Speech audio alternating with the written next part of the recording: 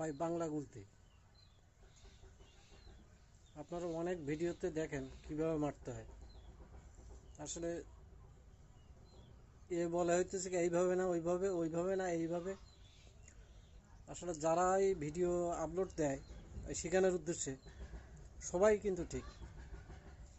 এখানে কেউ যে ভুল ইনফরমেশন দেয় তা না, কিন্তু এই জিনিসটা আসলে অধ্যবসায়ের জিনিস। আপনি যত বেশি প্র্যাকটিস করবেন তত দ্রুত শিখতে পারবেন। শুধু বেসিক কিছু ধারণা ওই ভিডিওগুলোর থেকে আপনারা নিতে পারেন। চলেন এবার আমি একটা মাছ দেখাবো। এই মার্বেলটা মার,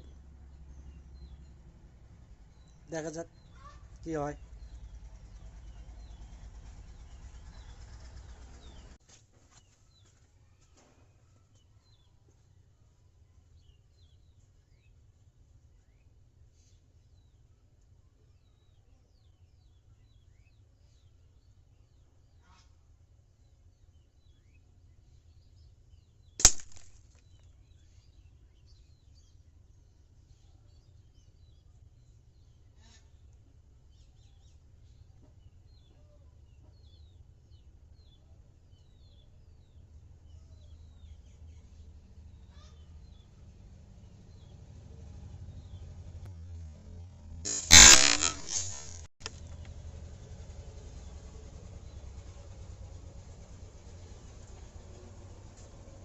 কেমন নিখুঁত হিট হয়, এটাই হলো বাংলা গুলতির বৈশিষ্ট্য।